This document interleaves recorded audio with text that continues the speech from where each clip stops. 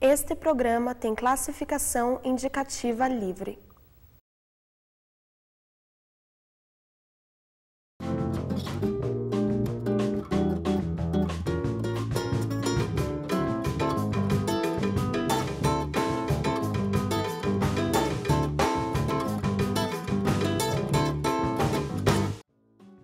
Arte locativa, cultura de mobilidade, a arte e as novas tecnologias. O Caldo de Cultura está aqui no Paço da Liberdade, em Curitiba, que foi sede para um evento que levantou discussões sobre estes assuntos.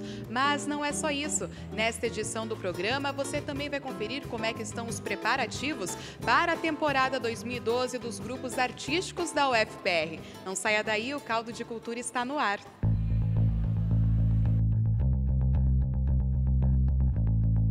No mês de maio, o Paço da Liberdade sediou o evento Vivo Arte.move, que prioriza a utilização consciente das novas mídias, principalmente na arte. Tem bastante coisa envolvida nisso. De início, uma acessibilidade ao uso de ferramentas, desde câmeras, desde dispositivos GPS, formas de registro, formas de mapeamento, que antes eram do domínio oficial ou do domínio de um grupo especializado ou eram de alto custo, né? Então, isso hoje começa a ser feito por pessoas comuns. Tanto o vídeo começa a ser feito por pessoas comuns, quanto novas possibilidades de cartografia, de mapeamento, de registro de deslocamentos, documentação fotográfica. Tudo isso vem formando novas camadas nesses mapeamentos já existentes.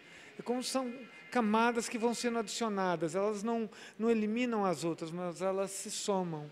Isso é o que um dos aspectos dessa cultura da mobilidade que mais nos interessa, que é uma espécie de potencialização, de empoderamento do indivíduo comum, através de tecnologias em que ele pode não só participar do mundo, colocar a sua visão no mundo, como se expressar também de uma forma artística, criativa.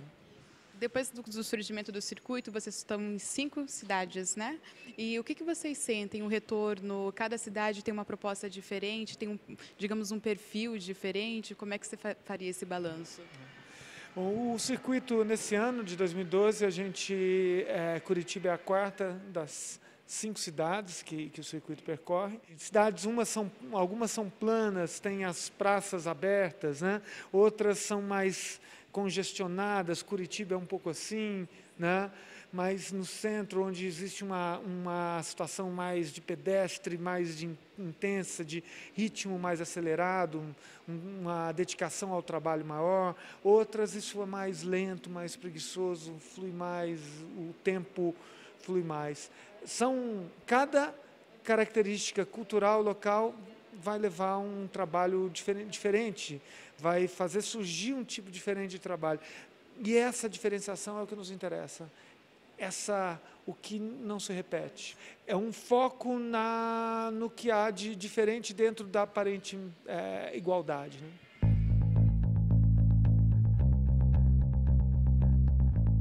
O surgimento das novas tecnologias cada vez mais invade o universo artístico e deixa sua marca nos processos de criação. Máquinas fotográficas, celulares, câmeras de vídeo, até a internet. Todos são meios para expressão artística e até mesmo os robôs. Aqui o Ricardo Palmieri e o Bruno Just vão explicar para a gente uma oficina que aconteceu aqui em Curitiba durante o circuito Arte.move, que mistura um pouco das instalações de vídeo e também os robôs. Como é que se deu a oficina? Isso é um projeto chamado BeetleBot, é um robô besouro, né? É um projeto muito simples, que a gente já fez oficinas com crianças de 4 a 8 anos, para aprender a fazer esse robô. Ele é muito simples, como vocês podem ver, ele é basicamente um CD velho, um CD usado. A gente usa motores de carrinho, esses motores de 3 volts, que são motores muito baratos e dá para reciclar de outros objetos. E ele tem essas anteninhas aqui que dão essa cara de besourinho para ele, né? E ele tem um funcionamento muito simples, que é, cada vez que ele encontra o obstáculo, ele choca com o obstáculo e desvia do obstáculo. Então, essa é a única regra que funciona para esse robô. Quando ele encontra o obstáculo, ele desvia do obstáculo. No caso ali, com as vídeos instalações, ele... Na instalação ele vai funcionar, na verdade, como um atuador, né, do processo. Então, o robô acaba andando nesse berço, né, nessa estrutura, onde tem o mapa da cidade projetado, e cada vez que esse robô passa por um desses pontos selecionados previamente, a gente acaba sorteando um dos vídeos que estão no banco de dados de cada local, no próprio mapa. Né? Então, o que a gente tem no resultado final que a gente tem é uma espécie de um pop-up, uma janela que se abre sobre o espaço, o ponto escolhido no mapa. Basicamente, o que a gente criou junto com o pessoal aqui da cidade foi um levantamento de pontos de interesse cultural. E a gente trabalha geralmente em 2 etapas. Na primeira etapa, eles simplesmente colocam os pontos que eles consideram pontos de interesse cultural na cidade. E numa segunda etapa, a gente filtra esses pontos para determinar o formato final da instalação. E o que surpreendeu muito a gente aqui em Curitiba é que, ao todo, foram levantados pelos alunos 51 pontos de interesse cultural na cidade, dos quais a gente acabou fazendo uma triagem, selecionando apenas 10 desses pontos. Então, após essa triagem que eu falei para você, o que a gente faz é uma visita a cada um desses pontos e a gente acaba filmando, gravando vídeo, gravando áudio desses lugares. E, independente do formato do device utilizado, né? Pode ser celular, pode ser filmadora, pode ser qualquer coisa, a gente traz esse material todo para uma última parte da oficina, que é a parte de edição de vídeo.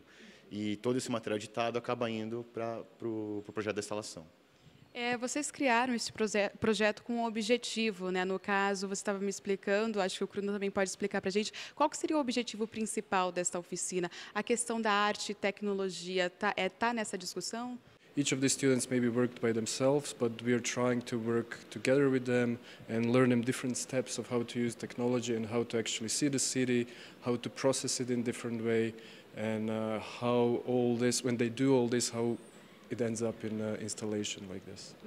E os alunos que acabam procurando, né, as oficinas, são só do universo artístico ou da área da tecnologia? Quem que procura? Assim, a grande maioria que acaba caindo nesse workshop são pessoas interessadas em descobrir um pouco mais sobre tecnologia. Mas a gente não tem um perfil muito claro, uma média de perfil do tipo de pessoa. A gente já teve sociólogos chegando junto no processo, tivemos artistas de vídeo, artistas de músicos também, e tecnólogos, pessoas que trabalham com tecnologia, que trabalham até mesmo com robótica, que vêm em busca de mais conhecimento, né, para entender como é que funciona o processo da obra em si. Né. Então, a gente não tem muito claro assim, qual é esse perfil, mas, basicamente, são pessoas interessadas em arte e tecnologia. Isso a gente dá para garantir. E como é que vocês criaram este projeto? Não sei se o Bruno também pode responder essa. Como é que vocês criaram o projeto? Foi pro circuito ou surgiu antes? A parceria de vocês, como é que surgiu? Each of us have our own practice, but this practice is always a collaborative one. We always work with other people, and we always work with people who create this kind of open process. So it's very intuitive, very innovative.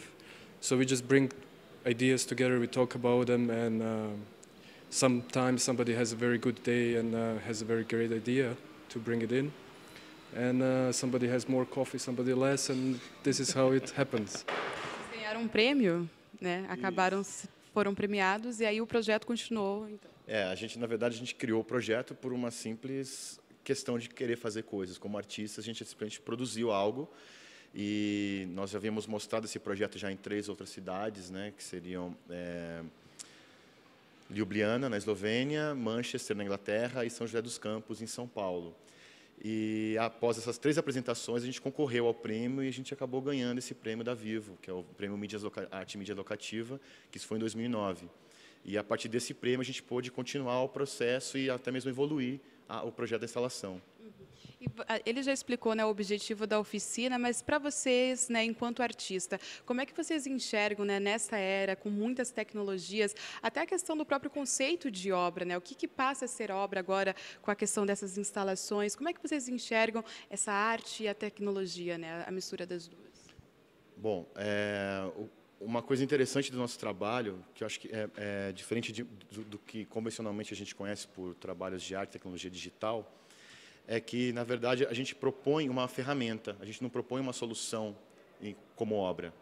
Então, quando eu falo ferramenta, eu quero dizer, nós criamos uma estrutura onde as pessoas colocam o seu conteúdo dentro dela. Então, na verdade, o conteúdo que nós criamos é uma meta-estrutura para que as pessoas possam intervir nela. Então, o resultado da nossa obra nada mais é do que uma visão colaborativa das pessoas que moram no local onde a obra é apresentada. Então, cada vez que a gente coloca essa obra numa cidade, a gente sempre realiza esse workshop para poder ter conteúdo na obra. Sem esse workshop, a obra perde totalmente o sentido dela existir.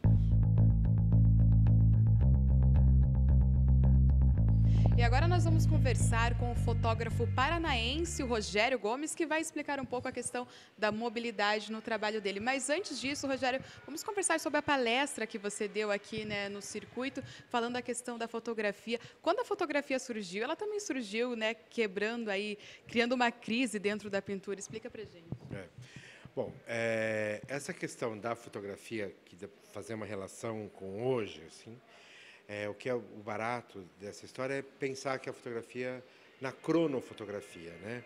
Pelo Eduardo Muybridge, esse fotógrafo inglês, que vai então fazer essa cronofotografia. Ele arma 24 câmeras e com linhas, na verdade, no piso, no chão, com o galope dos cavalos pisando sobre essas linhas, é que são acionados os mecanismos da câmera fotográfica, especificamente o obturador, e isso vai disparar a câmera. E com essa técnica, na verdade, pode-se comprovar essa questão da foto como instrumento científico, vai comprovar que o cavalo tira as 4 patas do chão. E depois disso ele tem a série da mulher, que faz da mulher descendo escada, faz uma relação com a pintura de Duchamp, por exemplo. Então, existem vários momentos dessa relação. E esse exatamente é o princípio da minha pesquisa de doutorado, que é essa convergência entre as linguagens do vídeo e da fotografia, né, que acontece em 2008, a incorporação da tecnologia do vídeo no equipamento DSLR. E é o seu trabalho, a questão da mobilidade dentro do teu trabalho, como é que você incorpora? Na verdade, a mobilidade no meu trabalho ela está no próprio eixo de deslocamento poético do trabalho como pensamento. E um trabalho mais específico, porque a gente poderia exemplificar agora, seria o Donde Estou a Te Esperar, que é uma série que começou em Buenos Aires em 2008, se eu não me engano, e que eu vou fotografando vários bancos em vários locais, na verdade, em vários espaços públicos de várias cidades. Então, isso começou em Buenos Aires, mas tem Madrid, Londrina, agora ontem eu fiz umas imagens de Curitiba, Rio de Janeiro, Londres, várias cidades do mundo inteiro, que eu vou mostrando. Então, a mobilidade está numa ideia de deslocamento. Eu acho que no eixo poético que mais tem esse conceito de deslocamento. Já a gente estava conversando também agora há pouco a questão que a fotografia ela surgiu na época, né, e acabou gerando uma crise ali, principalmente na pintura. E hoje, dentro da fotografia, com as novas mídias também, ela vai se modificando. Como é que você enxerga isso? Eu acho que o fenômeno do momento na fotografia são os Instagrams. Na verdade, ele disponibilizou via um instrumento, uma prótese, né, mobile, ela tornou acessível a todas as pessoas o mundo da imagem. Quer dizer, todas as pessoas acabam gerando imagens, fazendo imagens. A gente vive num momento de congestionamento nas nuvens de imagem, né? Isso é uma coisa que acontece muito, até a disponibilização de um próprio tratamento dessa imagem, que o próprio software já te disponibiliza 12, mais ou menos, aproximadamente uns 12 efeitos e maneiras de você tratar a foto. Nisso você já compartilha essa foto para o outro curtir na Eslovênia, ou seja, em qualquer lugar do mundo. Quer dizer, a mobilidade está na nossa mão o tempo todo, né? E essa interação de comunicação, ou seja, de interação midiática, está fortíssima, né? E a imagem, na verdade, é um elo integrador entre as diferentes culturas, por exemplo. E veja a seguir, Marden Machado comenta sobre os lançamentos da semana no cinema. E você vai conhecer mais uma obra de arte do acervo da UFPR. Não saia daí, o Caldo de Cultura já volta.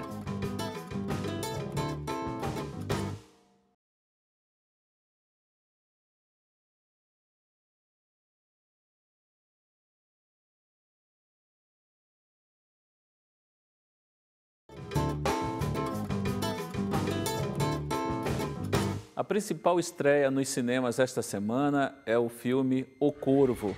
Nada a ver com aquele corvo do Brandon Lee, do início da década de 90. Esse coro foi inspirado na história do Edgar Allan Poe. E nessa história em particular, o próprio Edgar Allan Poe é um dos heróis da história. A história do filme se passa na segunda metade do século XIX e crimes misteriosos começam a acontecer. Todos eles inspirados nas histórias de terror, suspense e mistérios escritas pelo Edgar Allan Poe. Ele é procurado então por um detetive e termina auxiliando esse detetive na procura desse criminoso que está tornando realidade aqueles crimes, aquelas mortes que existiam apenas na literatura do Edgar Allan Poe.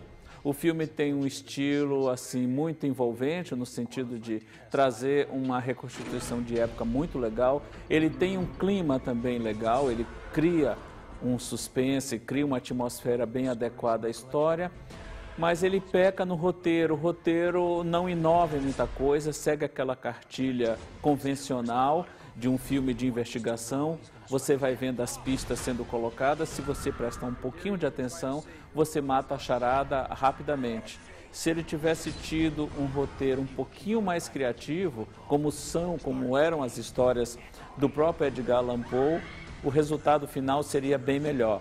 Mas mesmo assim, é um filme que tem estilo, é um filme que tem uma certa assinatura do seu diretor e deve agradar boa parcela do público. Outra dica importante, agora para as locadoras, uma dica de um filme importantíssimo dentro da história do cinema e também na nossa cultura pop, é o primeiro O Poderoso Chefão, de Francis Ford Coppola, que esse ano está completando 40 anos. O filme foi lançado em 72, em 74 foi feita a continuação e 16 anos depois, em 1990, a parte 3, fechando então a trilogia da família Corleone. O ideal é poder ver os 3 seguidos.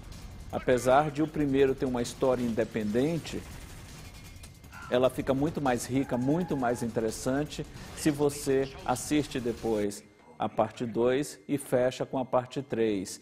Porque muita gente acha que a história é centrada em Dom Vito Corleone. Leda engano, a grande história de O Poderoso Chefão é a história do seu filho caçula, Michael Corleone, vivido pelo Al Pacino. Então, tendo um tempinho nesse fim de semana, pega os 3 filmes na locadora, tem uma cópia restaurada, tanto em Blu-ray como em DVD, veja essa trilogia, que é uma das mais queridas da história do cinema, e é diversão garantida, é cinema de alta qualidade, satisfação garantida, não tem que se preocupar em pegar seu dinheiro de volta. Poderoso Chefão é a dica para as locadoras neste final de semana, em comemoração aos 40 anos do primeiro filme.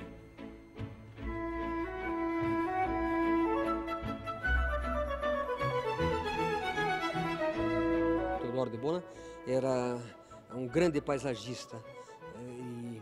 Então, nós temos no acervo do MUSA, no acervo da universidade, 3 paisagens importantes do de Bona.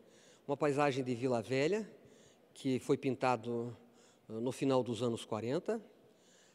Depois, uma paisagem dos arredores de Curitiba, isso daí final dos anos 50, e uma paisagem de São Luís do Purunã, também dessa época, começo dos anos 60. Bom, a paisagem de Vila Velha, que é o quadro mais antigo, está hoje no gabinete do reitor. Esse quadro foi logo depois da volta do de Bona para o Brasil, depois ele passar uma temporada estudando em Veneza.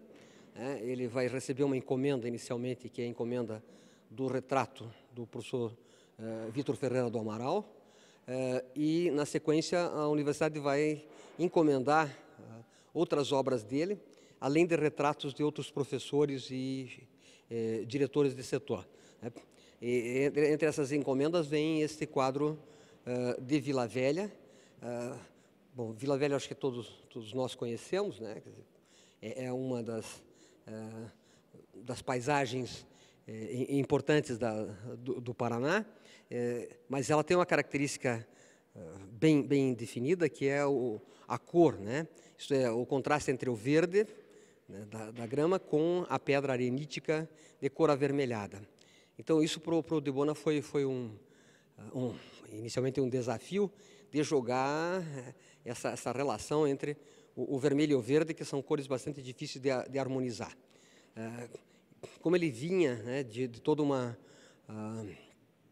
um trabalho na Europa, onde ele tinha participado de grupos de vanguarda, ele vai aproveitar desse desafio e vai construir uma paisagem, né, talvez um dos quadros assim, mais interessantes que nós temos aqui. Apesar de que eu ainda prefiro essas paisagens mais calmas, né, como São Luís do Purunã ou os arredores de Curitiba. Mas como obra plástica, essa paisagem de Vila Velha é uma das grandes obras do Debona, né? Isto é, justamente pelo contraste, pela composição, ele organiza o quadro, né? Ele inventa um pouco, né? O Debona nunca pintava a paisagem exatamente como ela era, ele criava, a preocupação dele é muito mais criar uma obra plástica do que simplesmente mostrar um modelo, né? Claro que quando ele tratava dos retratos, ele tinha preocupação em que o retratado se parecesse, né, o retrato se parecesse com o retratado, mas no caso das paisagens são grandes trabalhos de composição. E as composições do Debona é justamente esse elemento novo que ele traz dentro da pintura paranaense. Veja a seguir, crianças descobrem a conscientização ambiental por meio da música e como estão os preparativos para a temporada 2012 dos grupos artísticos da UFPR. Não saia daí, o Caldo de Cultura já volta.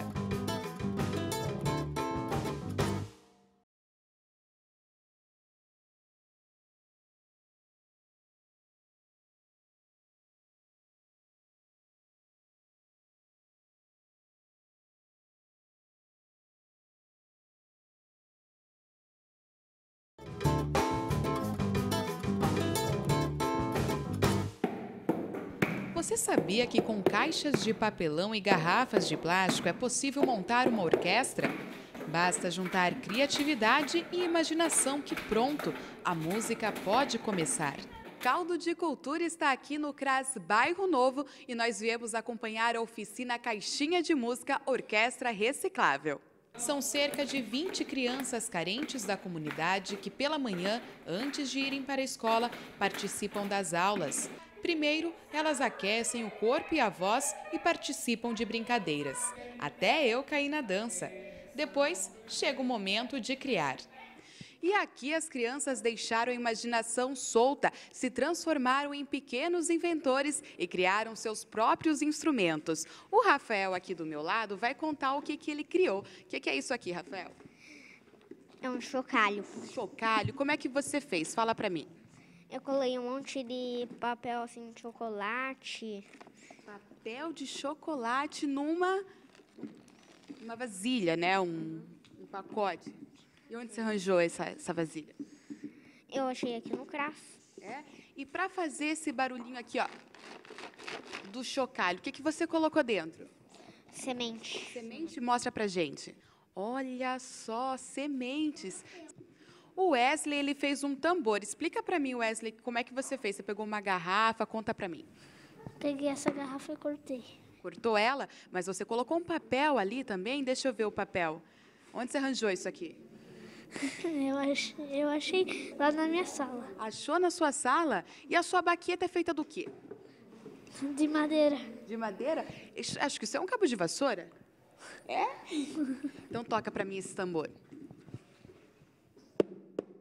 Além de se encantarem com a arte, as crianças também aprendem que podem cuidar da natureza. Ao invés de jogarem fora as caixas e garrafas PET, hoje elas sabem que podem dar outro destino para esses objetos. Porque eu aprendi que material reciclável dá para fazer instrumentos. A gente vem trazer aqui, através da Fundação Cultural, um projeto que chama Circuito de Arte e Cultura. Então, esse projeto vai levando para lugares da cidade atividades arte-educativas, que envolve tanto a arte, né? Nesse caso, eu trago também um show que começa essa atividade aqui, é um show que chama Caixinha de Música, um show meu com músicas autorais, e a gente continua com 3 meses nesse lugar com a oficina arte-educativa, né? Então, a gente vem trazer nesses lugares, nas comunidades, esses valores tanto educativos, valores como respeito, amizade, trazer ferramentas para essas crianças, ferramentas de transformação social, delas se valorizarem, além de aprender coisas sobre a arte, sobre a música e construir esses instrumentos, né, para fazer essa música que a gente quer construir juntos. Eu acho legal, por causa que a gente aprende um monte de coisa. E eu não sabia que eu poderia aprender muitas coisas, né? Eu canto em casa, faço aqui também. Neste mês de maio, a Orquestra Filarmônica da UFPR faz o concerto de abertura da temporada 2012. E neste ano tem muitos motivos para comemorações. Como não poderia deixar de ser no ano do centenário, nossa temporada toda remete a esse ano comemorativo, que para nós é duplo, porque além dos 100 anos da universidade, a orquestra faz 50 anos de existência. Né? Então, nesse concerto de abertura, a gente já começa um ciclo que vai durar o ano inteiro, que é um ciclo de peças inéditas compostas em homenagem ao centenário da universidade.